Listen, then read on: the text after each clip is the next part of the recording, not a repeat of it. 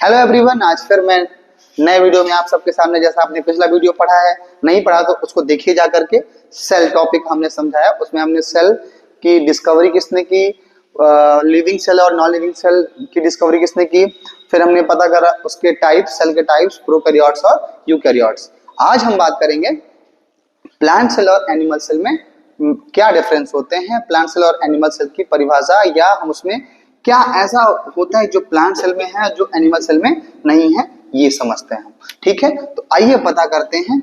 सबसे पहले सेल, हम यूकैरियोट्स की बात कर लेते हैं। चलिए पहले हम यूकैरियोट्स की बात कर लेंगे और इन्हीं से हम डिफरेंस पता कर लेंगे प्लांट और एनिमल सेल के बारे में। ठीक है, यूकैरियोट्स के पार्ट्स को जैसे समझेंगे हम, कौन कौन से पार्ट्स होते हैं इसके अंदर, तो उस पार्ट से हम दोनों के बीच में डिफरेंस पता कर लेंगे। तो आज पहला हमारा जो पार्ट है वो है सेल वॉल। क्या है? Cell wall. ठीक, ये हमारी एक सेल है और ये हमारी एक सेल है, दोनों सेल हैं। ठीक है, हमने इसको बोला ये प्लांट सेल है तो ये एनिमल सेल। ठीक है, तो प्लांट सेल और एनिमल सेल के लिए हम आइए समझते हैं क्या होता है। देखिए, प्लांट सेल में दो कवरिंग होती है।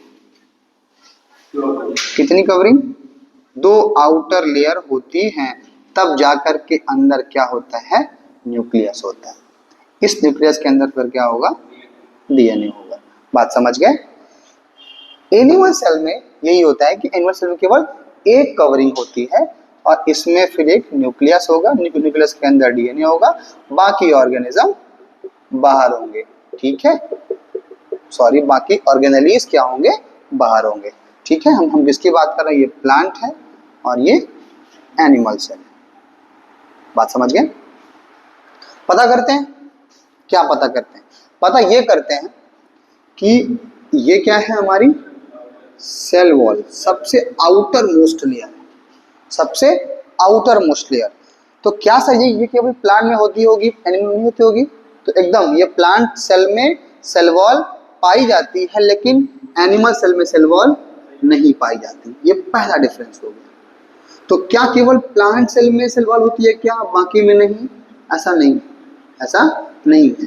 प्लांट सेल के साथ साथ, प्लांट सेल के अलावा फंगी होती है, फंगस, और एक है हमारा बैक्टीरिया। यहाँ भी तीन नाम ही याद रखने हैं आपको, यहाँ पे तीन नाम ही याद रखने हैं जिनमें सेल वॉल पाई जाती है। इन तीन के अलावा बाकी किसी भी सेल में सेल वॉल नहीं पाई जाएगी। अंदर वाली वॉल को बता रहे क्या बोलेंगे, वो तो आगे बात आएगी, अभी इसको पहले ये कंप्लीट कर लें। सबसे outermost layer in plants, fungus and bacteria is called cell wall. outermost layer of the plant cell, plant cell, fungus और bacterial cell is called cell wall. ठीक है, second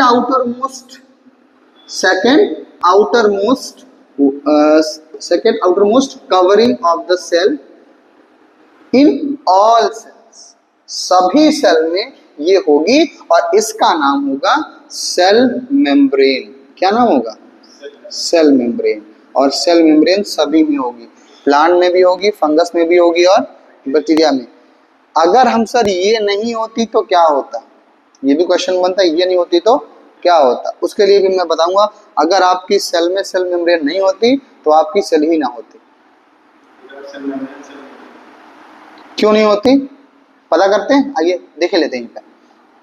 ये एक सेल है, सेल के बाहर वाली आप समझते हो कि ये क्या है? आपकी सेल वॉल नहीं, ये क्या? सेल मेम्ब्रेन है ना। अब ये आप यहां से ऐसा कह सकते हैं कि ये आपकी सेल वॉल है। ठीक है, समझ गए? है ना। तो सर अब इसमें अगर सेल वॉल है, इसमें अगर सेल वॉल है तो ये कौन सी सेल होगी? प्लांट की एनिमल? प्लांट सेल, क्योंकि एनिमल सेल में तो सेल वॉल होती नहीं है। ये सेल वॉल है और ये क्या है? आपकी सेल मेम्ब्रेन। समझ गए? अंदर वाली लेयर सेल मेम्ब्रेन बाहर वाली लेयर सेल वॉल। ओके, तो सेल मेम्ब्रेन और सेल वॉल में डिफरेंस समझ आया। Second outermost layer of the cell is called cell membrane, but outermost layer of the cell is called cell wall. सबसे outermost layer वो कौन सी होगी? Cell wall होगी। लेकिन सेकेंड आउटर लेयर वो कौन सी होगी? आपकी सेल मेम्ब्रेन होगी। बात समझ गए? अब क्या होगा यदि हमारे सेल में सेल मेम्ब्रेन नहीं हो तब? ठीक है, तो हमने भी आपको बताया इसके अंदर फिर क्या होगा? न्यूक्लियस, न्यूक्लियस के अंदर होगा डीएनए। अब इसमें बहुत सारे सेल ऑर्गेनेलीज भी होते हैं, राइट? जैसे हमारे mitochondria, ribosome, lysosome etcetera, ER, बहुत सारे होते हैं उसमें, है ना। अब हमारी सेल वॉल के लिए पढ़ते हैं और सेल मेम्ब्रेन के लिए पढ़ते हैं। दो चीजें पहले पढ़ लीजिए, तब हम यहाँ पर डिफरेंस क्लियर कर लेंगे। सेल वॉल का मेन फंक्शन क्या होता है, ये आपने कभी पढ़ा क्या? नहीं पढ़ा। आइए देखते हैं सेल वॉल का काम क्या होता है। सेल वॉल का काम होता है, सेल वॉल का काम क्या होता है? तो सेल वॉल का काम होता है सबसे पहले प्रोवाइड शेप। क्या? शेप प्रोवाइड कराना। किसी भी सेल को शेप प्रोवाइड कराता है कौन? Cell wall. ठीक है, इसीलिए प्लांट की से आप शेप देखते होगे पूरा फिक्स्ड होता है, वो ऐसे ऐसे कभी भी बीच से टूट नहीं सकता, लेकिन आप हर जगह से मुड़ सकते हो। समझ पा रहे हो? तो फ्लेक्सिबिलिटी, फ्लेक्सिबिलिटी हमारे में नहीं है। क्यों? क्योंकि हमारे पास सेल वॉल नहीं है ना। सॉरी, हमारे में फ्लेक्सिबिलिटी है क्योंकि हमारे पास सेल वॉल नहीं है। इनके पास फ्लेक्सिबिलिटी, किनके पास? प्लांट के पास फ्लेक्सिबिलिटी नहीं होती क्योंकि इनके पास सेल वॉल है। ठीक है, बात समझ गए? हमारे पास सेल वॉल नहीं है, इसलिए हमारे पास खूब ज्यादा फ्लेक्सिबिलिटी है। हमारी सेल्स का शेप भी कहीं भी कुछ भी हो सकता है, मतलब, है ना। देखते होंगे आप लोग की किसी की नाक ज्यादा बढ़ गई तो किसी का नाक टेढ़ा हो गया, देखता होगा। कोई भी शेप हमारी बॉडी में जनरली, है ना। तो शेप बेसिकली कौन प्रोवाइड कराता है? तो सेल वॉल कराती है। ठीक है, ओके। अब अगली बात करें तो ये सेल को रिजिडिटी प्रोवाइड कराती है। ये क्या होता है? सेल को हार्डनेस, सेल को हार्डनेस कौन प्रोवाइड कराती है? Cell wall. सेल को रिजिडिटी कौन प्रोवाइड कराती है? हमारी सेल वॉल। रिजिडिटी या उसे ही हम हार्डनेस भी बोलते हैं। ठीक है बच्चा, दोनों का मतलब सेम ही है, चाहे हार्डनेस बोले चाहे सेल वॉल बोले, दोनों का मतलब सेम। ठीक है, रिजिडिटी या सेल वॉल सेम, मतलब सॉरी, रिजिडिटी या हार्डनेस। ठीक है, तो ये कौन प्रोवाइड करा रहा है? सेल वॉल करा रही है। ठीक है, ठीक है। अब प्रोटेक्शन भी हमारे एक मेन है कि हमारी सेल को प्रोटेक्शन कौन प्रोवाइड कराएगा? तो सेल वॉल। तो बेसिकली तीन फंक्शन है हमारे सेल वॉल के। कौन कौन से? शेप प्रोवाइड कराना, provide shape to the cell, provide protection to the cell and provide rigidity to the cell. हमारी सेल को रिजिडिटी कौन प्रोवाइड कराती है? तो सेल वॉल। प्रोटेक्शन कौन देती है? तो सेल वॉल। और शेप कौन देती है? तो सेल वॉल। ठीक है, अब सेल मेम्ब्रेन का काम क्या होता है ये आइए समझते हैं। ठीक है, यहां से आपको बात क्लियर हुई होगी। तो सेल मेम्ब्रेन का काम आइए थोड़ा देखे लेते हैं। सेल मेम्ब्रेन का काम क्या होता है? तो देखिएगा सेल मेम्ब्रेन, हाँ अभी तो एक बात बतानी थी आपको, आइए यही बात के लेते हैं। कॉम्पोजिशन ऑफ सेल वॉल, किसकी बनी होती है सेल वॉल? तो प्लांट की जो सेल वॉल होती है वो बनी होती है सेल्यूलोज की। किसकी बनी होती है? ये फैक्ट है, आपको इसको याद करना पड़ेगा। तो प्लांट की cell wall is made up of cellulose, और सेल्यूलोज एक टाइप का क्या है? कार्बोहाइड्रेट। क्या है? कार्बोहाइड्रेट है। सेल्यूलोज एक्चुअली में एक टाइप का क्या है? कार्बोहाइड्रेट। फंगस की जो सेल वॉल है वो किसकी बनी होती है? तो वो भी बनी होती है हमारे काइटिन की, और काइटिन भी एक टाइप का कार्बोहाइड्रेट। ठीक है, बात समझ रहे हैं? तो ये एक फैक्ट है, आपको याद करना पड़ेगा। ये आपको ऐसे नहीं होगा कि मतलब आज याद किया और कल भूल गए, भूल ही जाओगे। आपको बार बार इसको पढ़ना पड़ेगा। तो फंगस की cell wall is made up of chitin, plant cell wall is made up of cellulose, both are type of carbohydrate. ठीक है, आइए बात करेंगे बैक्टीरिया की सेल किसकी बनी हुई होती है? तो ये होती है पेप्टिडोग्लाइकेन। क्या वो बोल रहा हूँ? पेप्टिडोग्लाइकन। पेप्टिडोग्लाइकन, पेप्टिडोग्लाइकन, ठीक है। यहाँ पे दो, हम इसको एक नाम दे सकते हैं पैक्टिन। क्या बोलते हैं? पैक्टिन, ठीक है। चाहे पेप्टिडोग्लाइकन बोले या एक शब्द में उसका नाम दे देंगे पैक्टिन। यहाँ पे जो बैक्टीरिया की सेल है एक्चुअली में दो कंपोजिशन से मिलकर बनी है। पेप्टिडो एक प्रोटीन हो गया और ग्लाइकन एक कार्बोहाइड्रेट हो गया। बात समझ गए? ठीक है, ठीक है। इसमें ज्यादातर पार्ट्स कौन बनाता है? तो प्रोटीन। कौन बनाता है? प्रोटीन, ठीक है। बात समझ गए? तो इन तीन की सेल वॉल किसकी बनी है और क्या का कॉम्पोजिशन होता है वो भी आप समझ गए। प्लांट्स की सेल वॉल सेलुलोज की बनी होती है और सेलुलोज क्या है? एक्चुअली में एक टाइप का कार्बोहाइड्रेट है। फंगस की सेल वॉल काइटिन की बनी होती है, वो भी कार्बोहाइड्रेट है। बैक्टीरिया की सेल वॉल किसकी बनी होती है? तो पेप्टिडोग्लाइकन, जिसको हम पैक्टिन भी बोलते हैं, और ये प्रोटीन और कार्ब से मिलकर बनी होती है, ठीक है। आइए आगे बात करेंगे हम। अभी आपने सेल वॉल के क्या पढ़ लिए? फंक्शन पढ़ लिए। अब आइए सेल मेम्ब्रेन के बारे में समझते हैं थोड़ा सा। सेल मेम्ब्रेन क्या होती है? देखिए, सेल मेम्ब्रेन का मेन फंक्शन क्या होता है ये आप समझिए। सेल मेम्ब्रेन का मेन फंक्शन होता है transport nutrition from one cell to another. Main function होता है न्यूट्रिएंट्स का ट्रांसफर करना। क्या करना? न्यूट्रिएंट्स का ट्रांसफर। जो आपने खाया पिया है उसको एक सेल से दूसरे सेल में ट्रांसफर करने का काम कौन करती है? हमारी सेल मेम्ब्रेन। तो इसका मेन फंक्शन क्या हो जाएगा? इसका मेन फंक्शन हो जाएगा कि it transfer nutrients from one cell to another, ठीक है। क्या लिखेंगे आप? It transfer nutrients from one cell to another cell, ठीक है। बात समझ आई?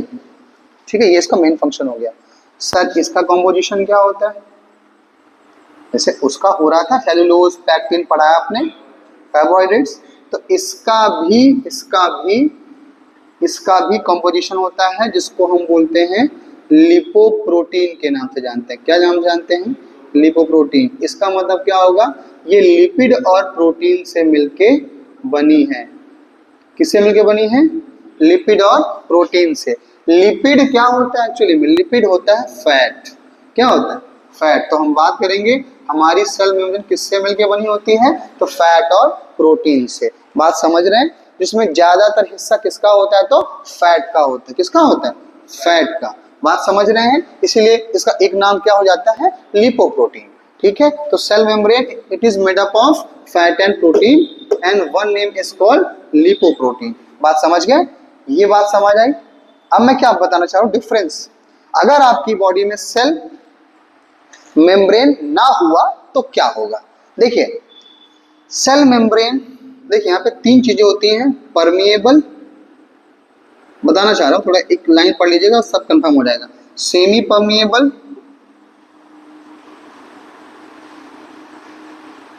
इपरमिएबल। समझिएगा इसका मतलब क्या होता है?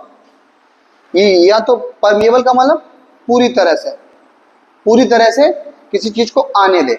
जैसे कोई गेट पे आ रहा है, मान लीजिए एक बिल्डिंग है, एक बिल्डिंग पे डाकू भी घुस जा रहा है, पुलिस भी आ जा रही है, चोर भी आ रहे हैं, मतलब सब आ जा रहे हैं, तो वो बिल्डिंग कैसी होगी? परमिएबल। सेमी परमिएबल का मतलब कुछ लोग छांट के आ रहे हैं, मतलब जो गुंडे हैं या जो मवाली हैं या जो डाकू हैं वो सबको बाहर, वो अंदर नहीं आ सकते, तो it is called semi permeable. Impermeable का मतलब कोई नहीं आ सकता, ठीक है। तो इनका मतलब समझ गए। परमिएबल का मतलब कोई भी चीज अंदर से बाहर या बाहर से अंदर आ सकती है। इसमें कुछ चुनिंदा, कुछ चूज आइटम ही अंदर या बाहर आ सकते हैं, जा सकते हैं। यहाँ कुछ नहीं हो सकता, मतलब कोई भी अंदर बाहर नहीं आएगा। अब ये बात समझ गए? तो सर जो हमारी सेल मेम्ब्रेन होती है ना, वो एक्चुअली में कैसी होती है? Semi permeable. कैसी होती है? Semi permeable. लेकिन जो हमारी सेल वॉल है वो होती है परमिएबल। वो कैसी होती है? परमिएबल। इसका मतलब क्या हुआ सर? फिर समझाइए, समझा रहा हूं। Cell membrane semipermeable but cell wall has permeable membrane. बात समझ रहे हैं? अब समझिएगा मैं क्या कहना चाह रहा हूं। अगर सेल मेम्ब्रेन ना होती, अगर सेल मेम्ब्रेन यहां ना होती, ठीक, तो ये जो आपके सेल ऑर्गेनेलीज है ना, ये पूरे बाहर आ जाते, सब बाहर निकल जाते। और जब सब बाहर निकल जाते, सेल के पास कुछ बचता नहीं तो सेल मर ना जाती, तो डेड हो जाती, तो हम हो ही ना पाते। तो हमारे सेल को बांध के रखने का काम कौन कर रही है? Cell membrane. और ये क्यों कर रही है? क्योंकि अब ये एक और काम कर रही है, परमिएबल नहीं, सेमी परमिएबल, मतलब जो इसको चाहिए वो तो ये ले रही है, अब जो इसके पास ज्यादा हो जा रहा है वो बगल वाले को दे रही है, ट्रांसफर कर रही है। अब देखा आपने, it transfer nutrients from one cell to another. ये न्यूट्रिएंट्स का ट्रांसफर तो करती है, लेकिन मैंने बोला सेमी परमिएबल, जितना इसके पास, जितना इसको चाहिए ये उतना रखेगी, और जितना इसको नीड नहीं है वो उसको बाहर वाले को दे देगी। समझ गए? अब अगर यही ना होगी तो फिर पूरा पूरा परमिएबल है ना, है तो अंदर वाला जो आइटम है वो सब बाहर ना हो जाएगा, और जब सारे के सारे सेल ऑर्गेनेलीज बाहर हो गए तो फिर सेल खत्म हो जाएगी, सेल डेड हो जाएगी। तो आज के इस वीडियो में मैंने आपको समझाया सेल मेम्ब्रेन और सेल वॉल में डिफरेंस। ठीक है, अगले वीडियो में फिर मैं बात करूंगा और आगे की कहानी। Thank you.